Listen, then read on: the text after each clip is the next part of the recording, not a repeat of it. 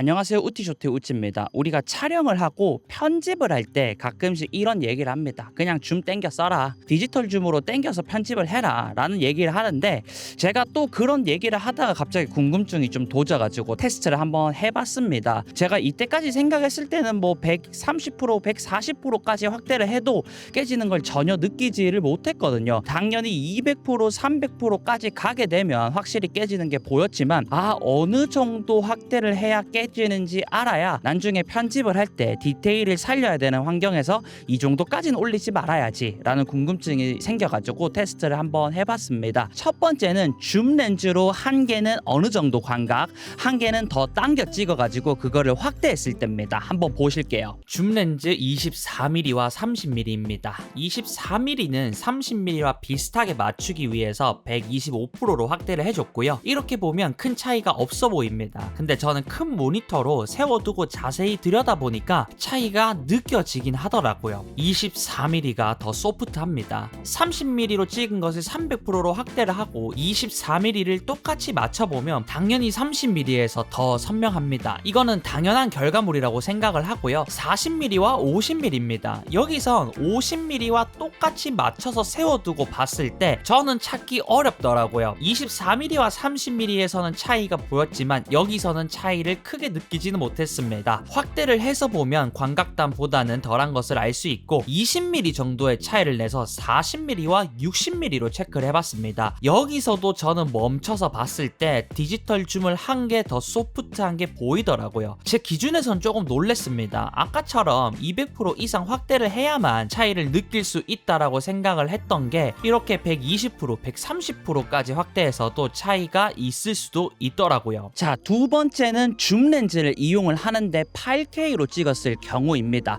우리가 4K 시퀀스에서 작업을 할 때 8K로 찍으면 비율을 100%가 아니라 50%에서도 작업이 가능합니다. 8K라는 해상도가 있기 때문에 그냥 비율을 100이 아닌 70%나 80% 했을 때 화질 면에서 어떨지 한번 테스트를 해봤습니다. 셋 다 8K이고요. 30mm, 40mm, 60mm로 찍었습니다. 4K 시퀀스에서 셋 다 50% 비율로 맞추면 이렇게 보이게 되고요. 우선은 60mm와 똑같이 맞춰보겠습니다. 30mm가 94%로 원본 해상도를 가지고 있는데 지금 여러분 차이를 느끼시나요? 저는 여기서 좀 놀랬던 게 4K는 몰라도 8K면 더 확대를 한 것도 아닌데 원래 가지고 있는 해상도에서 움직이고 있는데 큰 화면으로 보면 30mm가 소프트 하더라고요. 40mm는 좀 긴가민가한데 전체적으로 중첩을 하고 확대를 해보면 단계별로 선회도가 좋아지고요. 중첩 때문인가 싶어가지고 중첩을 풀고 더 확대를 해봐도 결과물이 똑같더라고요. 어쩐지 제가 8K로 찍을 때 50%로 안 줄이고 원본 그대로 쓸 때 뭔가 그렇게 날카로운 느낌을 못 받았거든요. 모든 카메라가 결과가 같진 않겠지만 8K로 찍어도 결국에는 4K 시퀀스 기준 50% 비율로 썼을 때 가장 이상적이다라는 거를 이번에 알게 됐습니다. 이 두 개의 테스트는 줌 렌즈로 했습니다. 줌 렌즈마다 광각단에서 선명한 렌즈가 있고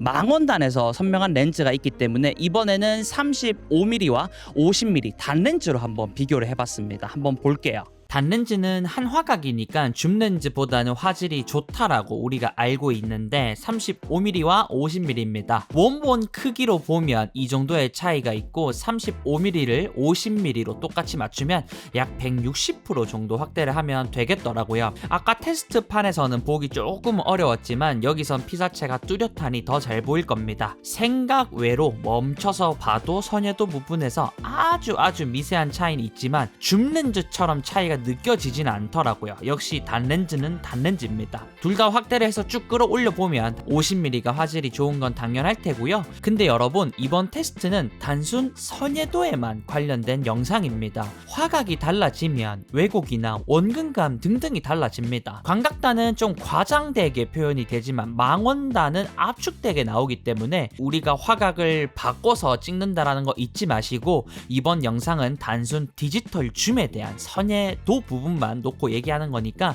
참고하고 봐주시고요. 아까랑 비슷하게 해가지고 35mm는 8K 그리고 50mm는 4K로 했을 때 기본적으로 해상도가 더 큰 35mm의 선예도는 어떤지 네 번째 테스트 한번 보겠습니다. 좌측이 50mm 4K, 우측이 35mm 8K입니다. 8K이기 때문에 50%로 설정을 해줬고 50mm랑 똑같이 맞추면 이렇게 보이는데 여기서 제가 예상했던 대로 보이기 시작을 하더라고요. 크롭을 해도 8K라는 해상도가 있기 때문에 차이 없이 둘 다 선명했습니다. 아까 설명을 했듯이 화각에 따른 원근감이나 보케 부분을 봤을 때 50mm 보케가 더 부드러운 것을 알 수 있습니다. 둘 다 극도로 크롭을 해봐도 한쪽은 50mm고 한쪽은 8K이기 때문에 누가 더 좋다 할 정도로 차이를 느끼지는 못했습니다. 이전 테스트는 줌 렌즈였기 때문에 화각마다 선예도가 달랐던 것 같고 렌즈 선예도가 같다는 가정하에 본다면 8K가 크롭을 하는 데 있어 분명히 이점이 있고요. 피사체가 뚜렷하지 않는 100%에서 140% 정도의 크롭은 굳이 신경 쓰지 않아도 될 것 같다. 단 이 모든 내용은 선예도만을 놓고 얘기했던 것이고 화각에 따른 결과물, 보케, 왜곡, 원근감 등등은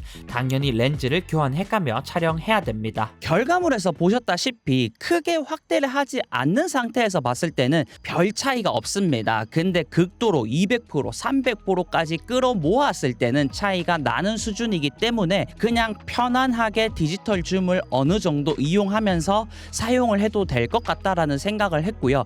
이번 촬영만큼은 디테일이 정말 중요한 촬영이야 라고 한다면 조금 불편하더라도 디지털 줌 편집해서 땡겼어야지 라는 생각보다는 렌즈를 교체를 하면서 그렇게 촬영을 할 것 같습니다. 저는 이번 테스트를 이렇게 하긴 했지만 그래도 좋은 퀄리티의 원본 때문에 광학 줌을 할 것 같긴 한데 피치 못할 사정에 약간 땡기는 경우에 앞으로 디지털 줌을 가끔 사용하면 좋을 것 같다라는 생각을 했습니다. 다음에도 제가 사진 영상 생활을 하면서 궁금증이 생긴다면 이렇게 간단하게나마 테스트를 해가지고 여러분들에게 말씀드릴 수 있도록 하겠습니다. 감사합니다.